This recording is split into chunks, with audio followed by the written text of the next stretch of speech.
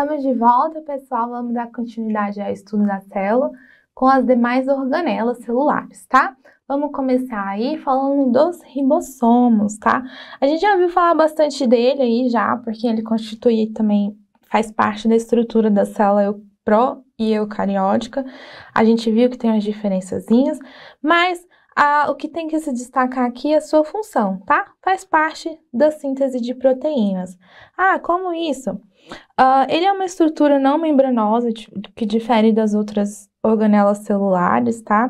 E ele vai possuir aí duas subunidades, tá? Uma subunidade maior, estou destacando aqui para vocês, e uma subunidade menor. Como que ele participa, então, da síntese de proteínas? Na verdade, ele funciona quase como um decodificador, tá? É bem nele onde vai ocorrer a leitura do RNA mensageiro, vocês têm que lembrar aí da sua aulinha de DNA, onde está a informação para que ocorra aí a síntese de proteínas. A partir disso, então, os RNAs transportadores, eles trazem os aminoácidos, e aqui dentro onde vai ocorrer a síntese dessa proteína, a junção, né, desses aminoácidos para formar a cadeiazinha polipeptídica, que vai constituir a nossa proteína, tá bom? Esse RNA, ele vai ser constituído de um RNA ribossômico, tá? Para diferenciar ele aí dos outros RNAs, e proteínas, tá bom? Mais proteínas. Ele possui, então, essas duas subunidades. É bom destacar, mais uma vez, tá? Que o RNA aqui, do nosso RNA da nossa célula eucariótica, ele vai ser diferente da célula procariótica. Por quê? Porque ele é uma estrutura mais complexa na célula eucariótica e ele é maior na célula eucariótica. Ele vai ter uma constituição maior, uma formação maior do que aquele RNA da célula procariótica, que é um RNA mais simples. Essas divisões, tá? Ela tem a ver com o coeficiente de sedimentação, é por isso que fala que a gente tem o RNA da célula procariótica 70S e o da célula eucariótica 80S, tá? Mas aqui a gente viu, então, a estrutura do RNA. Esse RNA, ele pode ser encontrado de duas formas na nossa célula, tá? Ele pode ser encontrado espalhado pelo citoplasma, tá? Isso na célula eucariótica. E ele pode ser encontrado aderidos à membrana do retículo endoplasmático. A gente vai ver isso um pouquinho melhor. Mas essas são as duas formas que a gente encontra o RNA. E é importante destacar que ele vai estar em maior número nessa membrana do que espalhados pelo citosol, tá? Ele vai estar mais concentrado aqui nessa membrana do retículo endoplasmático, tá bom? Dito isso, a gente então vai conhecer a estrutura do retículo endoplasmático. Bom, esse retículo, a gente vai encontrar ele em duas formas, tá? Retículo endoplasmático rugoso, que também pode ser chamado de retículo endoplasmático granular ou ergastoplasma, só para ficar mais difícil mesmo na sua prova. Por que ele é chamado assim? Justamente porque ele vai ter estruturas, né, de ribossomos aderidas à sua membrana, tá? Isso faz com que ele tenha esse aspecto granular, aí quando a gente tem uma visualização de eletromicrografia, e por isso ele é denominado retículo endoplasmático rugoso. Se ele tem, então, né, tantos ribossomos aderidos à sua membrana, isso logo nos faz inferir que uma das principais funções desse retículo é a síntese de proteínas, tá? Como a gente viu aqui, uma das principais funções desse ribossomo desse retículo é ser responsável pela síntese de proteínas, tá? Porque ele tem aderido, então, aí nas suas membranas muitos ribossomos e por isso ele é chamado de retículo endoplasmático rugoso. Ele é formado, então, por essas cisternas de vesículas, né? Que são esses tubos achatados. Isso aqui vai diferenciar ele também do outro tipo de retículo, que é o retículo endoplasmático liso, aqui destacado em azul, tá? Esse aqui é o retículo endoplasmático liso, a gente já vai falar dele. E ele tem a forma de tubo cilíndrico, o que difere do retículo endoplasmático rugoso, tá? Que é esse túbulos achatados com vários ribossomos aderidos na sua estrutura, tá bom?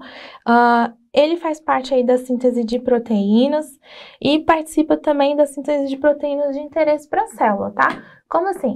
Ele participa da síntese de proteínas que vão constituir ali o lisossomos, que é um outro tipo de organela.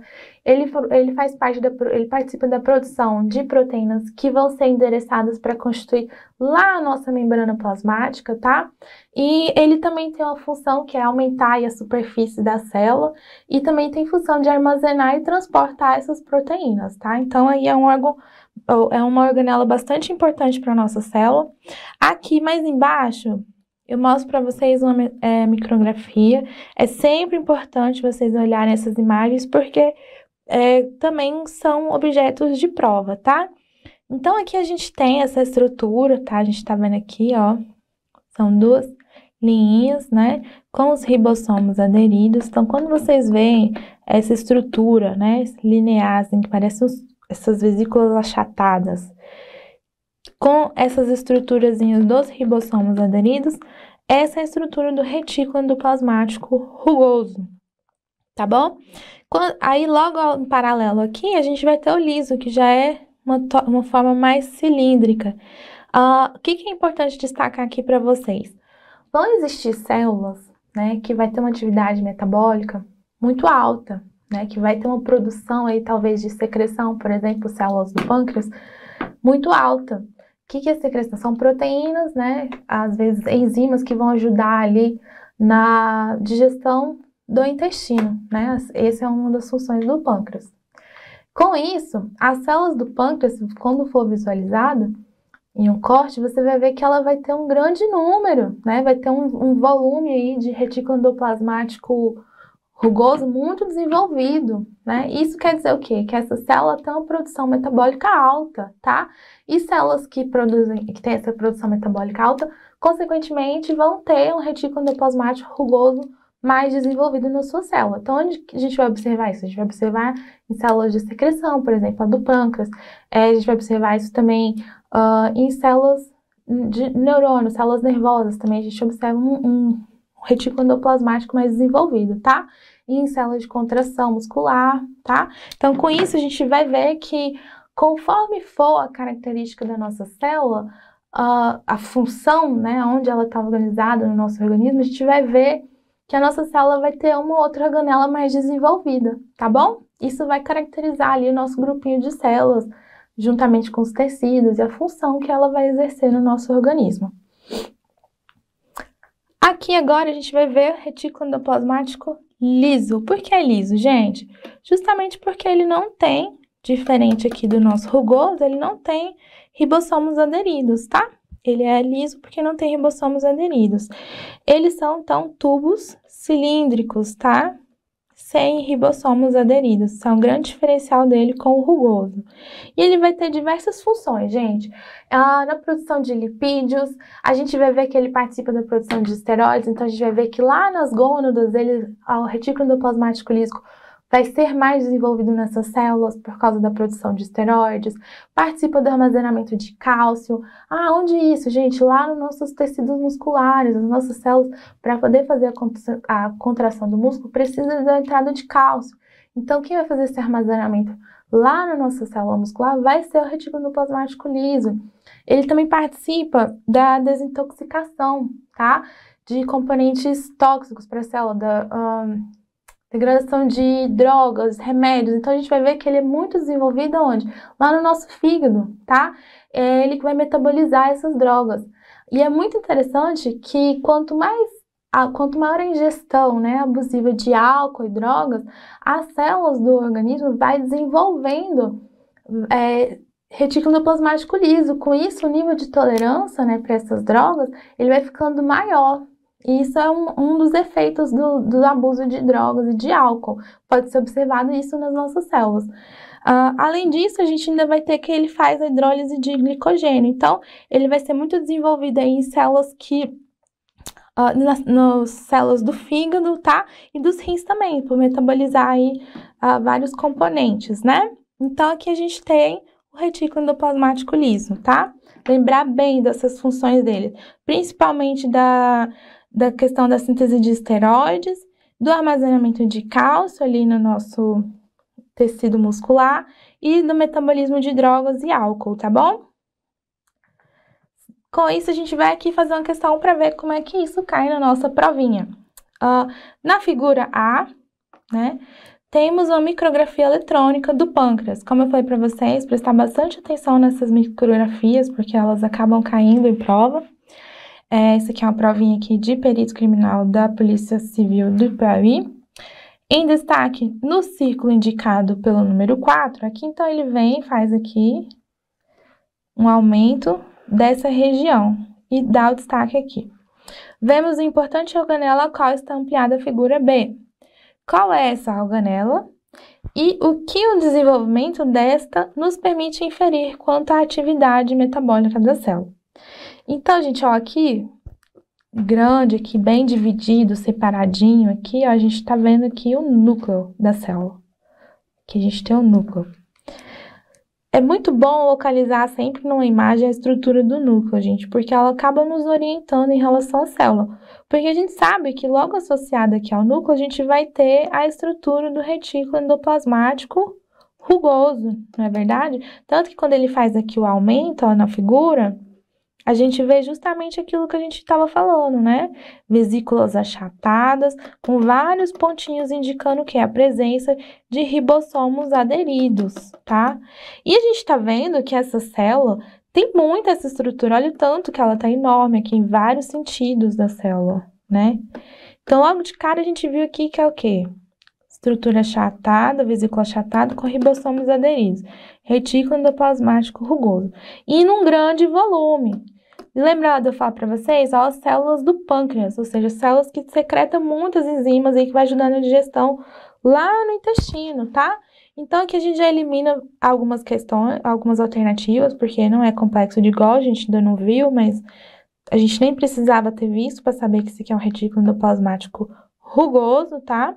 Lisossomos, que a gente também vai ver logo mais. E quanto à atividade metabólica da célula? É uma célula de baixa atividade, taxa metabólica? Não, né, gente? Se fosse, não ia ter esse tanto de retículo endoplasmático aqui rugoso desenvolvido. E outra, é uma célula do pâncreas, né? Uma célula que fica secretando aí enzimas para ajudar na digestão. Então, ela não tem baixa atividade metabólica, ela tem o quê? Alta atividade metabólica. Então, a nossa alternativa é a letra B, tá? Vamos continuar? Agora a gente vai ver o complexo de Golgi, tá? Outra estrutura muito importante, gente. O complexo de Golgi, eles são bolsas achatadas, tá? Que vai vir logo ali depois do nosso retículo endoplasmático rugoso. Normalmente é bom situar mais ou menos dessa maneira na célula, porque o que acontece? O complexo de Golgi, ele vai ter várias funções, né? Mas uma das principais dele é a de secreção celular, tá? O que é isso, gente? É ele que vai compartimentar aquilo que foi produzido lá no nosso retículo endoplasmático rugoso e vai endereçar, vai dizer para onde que é aquilo, é para dentro da célula, onde essa proteína que foi produzida ali, ela é interna, ela precisa sair, então ele dá um endereçamento, né? Ele é como se fosse correr, ele endereça os componentes celulares. Além disso, ele também modifica essas proteínas, ele acrescenta açúcares, né? E com isso, vamos ver aqui, lembrar da nossa aulinha lá de membrana? A adição de açúcar na nossa proteína constitui o que? É lá o nosso glicocálice da membrana, então ele vai endereçar, pô, isso aqui é uma membrana, ou é uma proteína que ele adiciona açúcar que vai ser endereçado para a estrutura da membrana plasmática.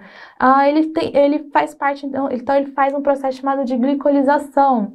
Além disso, ele participa aí da síntese de proteína ou de carboidratos e lipídios.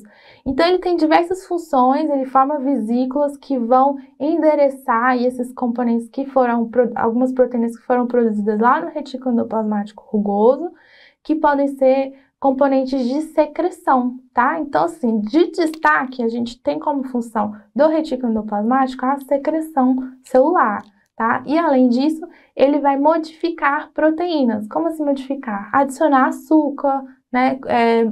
Adicionar o endereçamento dela ali para alguma estrutura externa ou interna.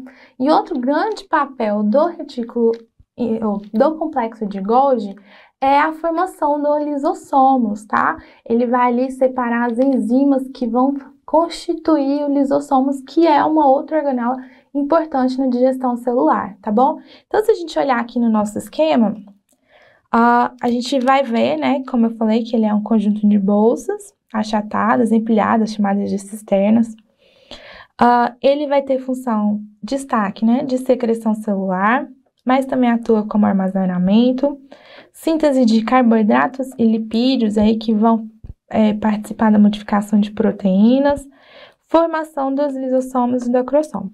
Vamos ver aqui primeiro como que funciona essa estrutura do complexo de Golgi. A gente tem aqui, ó, que a gente acabou de ver, o retículo endoplasmático rugoso, né? Aqui é onde a gente vai ter o quê? Síntese de proteínas. Daqui vão sair, né, vesículas carregando mesmo, transportando essa proteína produzida, que essa vesículazinha vai se aderir à membrana do complexo de Golgi. Com isso, gente, a gente vai ter duas faces nesse complexo. Uma face cis, até pela forma, né, côncava aqui, face cis do complexo de Golgi, aonde vai chegar, tá? Isso também é importante, que às vezes as questões gostam de perguntar isso. Aonde chega as vesículas do retículo endoplasmático rugoso. E vai ter outra face, tá? Que é a face trans, da onde vai sair as vesículas. Então, aqui dentro, essas proteínas vão adentrar, vão passar aí pela modificação, vai ser adicionado açúcar ou não, vai ser endereçada a membrana ou não. Aqui vai ser dado o direcionamento, tá? Dessa proteína, desses componentes. Vai ser enzimas que vão constituir ali os lisossomos, pode ser componentes de secreção que vai para a parte externa da célula, tá bom? Aqui, então, é o endereçamento desse componente. E com isso, a face trans é aonde saem as vesículas, tá? Cis, onde chega, trans, aonde sai. Daqui, a gente vai ter, então, vesículas que vão sair, vão ser componentes de secreção, tá? E vesículas que vão ser endereçadas para outras composições da célula, como para compor aí as enzimas digestivas que vão compor os lisossomos, tá bom? Então, aqui a gente tem uma estrutura do complexo de Golgi. Aqui eu mostro para vocês uma imagem, né, de micrografia eletrônica desse complexo. Como eu falei para vocês, é muito importante a gente ter essa noçãozinha, né, porque às vezes é cobrado em prova. E aqui a gente vai ver justamente isso, tá? A face trans, que é uma face convexa, né? Que é a face da onde sai as vesículas. Então, aqui a gente tá vendo várias vesículazinhas de secreção. E a face cis, né? Que é a face da onde chega as vesículas do retículo endoplasmático rugoso. Então, aqui é a estrutura do complexo de Golgi, tá? Uma das grandes funções aí do complexo de Golgi é a composição de muco, que é aquele componente que vai lubrificar regiões úmidas do nosso corpo, tá? Esse muco, ele é constituído basicamente de quê? De proteínas associadas a açúcares, tá? Então, esse é um importante papel que o pessoal gosta de cobrar em prova. Além disso, o complexo de Golgi, ele vai originar, além dos lisossomos, que são as organelas de digestão, o acrossomo. O que é o acrossomo, gente? Eu trouxe aqui porque ele também é um assunto que o pessoal gosta de cobrar. Durante a formação do espermatozoide, que ele é lá uma espermátide, o complexo de Golgi, ele vai se agrupando, né? As vesículas do complexo vão se unindo, tá? Se juntam e formam uma vesícula maior que é chamado de acrossomo no espermatozoide. Essa vesícula está cheia de enzimas digestivas, gente, cheia de enzimas digestivas, que vai ter um importante papel no processo da ovulação, porque graças à presença dessas enzimas, o espermatozoide vai conseguir penetrar ali a parede do óvulo, liberando aí seu material genético, ocorrendo então a fecundação, tá? Com isso, a gente tem até alguns casos de infertilidade que são pessoas que têm defeito nessa estrutura aqui do acrossomo, tá? Então, esse também é um importante papel do complexo de Golgi, que é a formação do lisossomo e do acrossomo, que é essa estruturazinha, essa bolsa cheia de enzimas digestivas que fazem parte aí da estrutura dos espermatozoides, tá bom? Aqui a gente vai, então, ver mais uma questãozinha para ver como isso cai em prova. Prova de auxiliar de necrópsia da Polícia Civil de São Paulo, de 2014, né? As substâncias como o muco, que lubrifica as superfícies internas de tecido do organismo humano, são processadas e secretadas pela seguinte organela celular. Membrana plasmática? Não, né? A gente viu que a membrana plasmática faz parte aí do revestimento externo da célula e relacionada à permeabilidade. A gente ainda não viu mitocôndria, mas a gente, de cara aqui, só por a gente ter visto que constitui substância como muco, processadas e secretadas, secreção, a gente já mata aqui, que é o quê? Complexo golgiense, também conhecido como complexo de Golgi, tá? É uma variação do nome, porque o nome foi dado em homenagem ao cientista que descobriu, tá? Que chamava Golgi. Lisossomo não, que é uma organela digestiva que a gente vai ver um pouquinho mais à frente também. Ou seja, agora, né? Lisossomos, tá? Quem são os lisossomos, gente? Lisossomos são, a gente já acabou vendo eles um pouquinho ali, porque a gente viu que eles são originados pelo complexo de Golgi. Mas os lisossomos são, então, aí, uma organela membranosa, tá? Revestida por membrana, que a sua principal função é a digestão intracelular, tá bom? Essa organela, gente, ela tem uma estrutura muito interessante, que é a presença de várias enzimas digestivas. A gente vai ter proteases, lipases, nucleases, fosfatases, todas são enzimas digestivas dentro da célula. E essas enzimas, elas só vão funcionar com um pH muito, muito ácido. E o pH da célula não é um pH ácido, tá? Ele é um pH neutro e ele não é um pH ácido. Então, fora dessa organela, fora do lisossomo, essas enzimas, elas não vão ser ativadas. Elas são ativadas apenas dentro do lisossomo, porque ele tem uma estrutura na sua membrana que faz entrar íons de cloro e de hidrogênio, que faz com que o pH dentro dessa organela, dentro do lisossomo, seja muito ácido. É um pH ácido. Com isso, ativa essas enzimas que vão aí fazer a digestão intracelular, tá? O que ninguém se sabe é como que essas enzimas não degradam a própria membrana do lisossomo. Ainda é um aspecto que deixa todo mundo em dúvida, tá? Não se sabe por quê. Mas, internamente, a gente tem um ambiente ácido do lisossomo, que se romper por um mecanismo de proteção, essas enzimas não são ativadas, porque elas só são ativadas no meio ácido, tá bom? Então, a gente tem aqui a estrutura do lisossomo, e ele vai atuar, gente, com dois tipos de digestão. Autofágica, tá?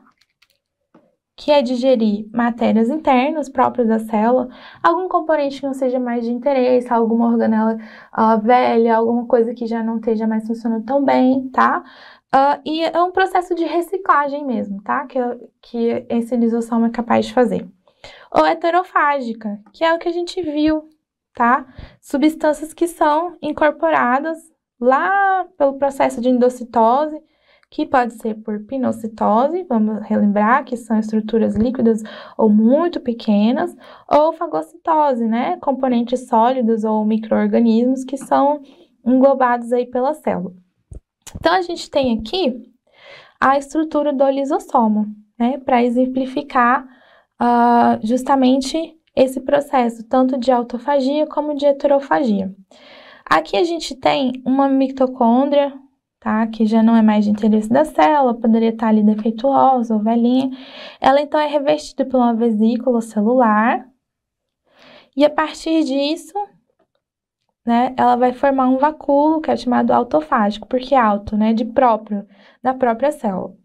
Com isso, ela vai se associar ao lisossomo primário. Quem que é o lisossomo primário? A gente chama de lisossomo primário aquele que acabou de sair ali do complexo de Golgi, que não tem nenhum componente dentro, a não ser as suas enzimas digestivas, tá? Esse é chamado de lisossomo primário. O lisossomo secundário é quando tem a associação do lisossomo primário com o componente, uma vesícula, trazendo aí o componente que é de interesse para degradação. Aí isso vai ser o lisossomo secundário. Aqui, ó, é justamente isso, ó. O lisossomo primário, mais o vacúolo, a vesícula autofágica, tá? E aí a gente tem o lisossomo secundário. Esse aqui é o processo de autofagia. Agora, o externo, né? Esse aqui é o material sendo pinocitado, ou seja, pequenas partículazinhas, né? Que vai ter aqui o invaginamento da membrana, que ela adentra, que vai formar o pinossomo, que é uma vesícula revestindo ali o componente a ser degradado. Esse material vai encontrar com o lisossomo primário, tá? Aqui é lisossomo primário. E com isso a gente vai ter a degradação, né, desse componente aqui, formando o lisossomo secundário. Aqui vai separar, degradar ao máximo, às vezes reaproveitar algum componente que seja de interesse da célula, algum aminoácido. E aqui a estrutura aqui mostrando um elemento sendo fagocitado, que há uma evaginação da membrana. A membrana salta, né? Forma aquele pseudópode, que há um englobamento da estrutura, que poderia ser um micro-organismo. Daqui forma, então, a estrutura do fagossomo, que vai se juntar com o lisossomo primário, para formar, então, o lisossomo secundário, onde vai ter aí a digestão do material, que pode ser excretado aí por exocitose, tá? Que a gente viu lá na nossa outra aula. Aqui eu trouxe ainda uma micrografia, né? Para mostrar para vocês a estrutura do lisossomo aqui. Olha, eu vou ser muito sincera que essa não é uma estrutura que geralmente vai ser cobrado na forma de micrografia, porque ela não é muito diferenciada, então traria ali uma confusão, tá bom? Então, ela é normalmente cobrada assim, né? A sua função e a forma como ele da onde ele é originado, né? Que ele é originado aí do complexo de Golgi, tá bom? A gente vem falar dos peroxissomos, né? Organelas que a galera que estuda aí costuma não dar muita atenção, em função até mesmo, às vezes, da importância que dá para organelas como a mitocôndria, os ribossomos. Mas os peroxissomos é uma organela aí diferenciada para você que quer ser aprovado. Os peroxissomos, a principal função dele, pessoal, é a desintoxicação celular, tá? Tanto é que eles vão ser muito abundantes lá nas nossas células renais e também, né, no nosso fígado, tá? Pessoal, a função de desintoxicação dos peroxissomos, ela está muito associada, né, com a capacidade dele de catalisar, né, através do enzima propriamente que eles têm uma enzima apropriada, que é a catalase, de catalisar peróxido de hidrogênio, né? Esse peróxido de hidrogênio, a gente conhece ele muito como água oxigenada, para ficar mais fácil. A água oxigenada, ou peróxido de hidrogênio, é um componente comum aí que acaba sendo acumulado na célula em função da sua atividade, tá? Ela é produzida naturalmente aí e acontece no interior das células, durante principalmente a degradação de gorduras, né, que faz parte do metabolismo celular. Só que essa substância em alta concentração, ela vai ser tóxica para a célula, vai causar lesões na célula. Então, essa enzima aí, a catalase, ela vai ser responsável por degradar, né, justamente o peróxido de hidrogênio. Além, né, dessa função principal, inclusive, né, justamente em função dessa funcionalidade de degradação do peróxido de hidrogênio, está associada ao seu nome, né, peroxissomos. Porém, essa organela, pessoal, ela vai ter outras funções, como oxidação de ácido gráfico para a síntese de colesterol, né, através de enzimas oxidases presentes, então aqui é para a síntese de colesterol.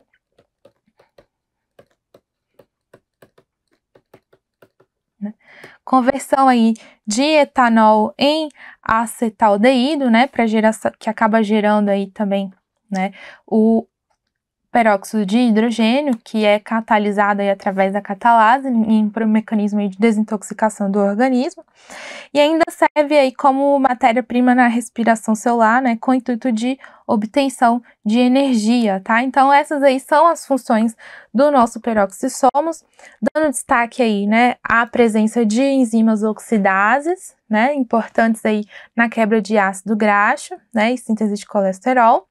E a presença da catalase, né, que vem com a função de degradar peróxido de hidrogênio, que é uma substância tóxica para o organismo, tá bom? São as características aí dos peroxissomos que vale a pena a gente estar pontuando, porque são alvo aí de questões de prova. Gente, aqui eu vou terminar mais uma parte, tá, das nossas organelas celulares, a gente tá quase acabando, e com isso eu peço bastante atenção de vocês aí nas funções e nas características delas, nas estruturas de esquema e desenho, que vocês com isso conseguem resolver as questões, tá bom? Até o próximo vídeo.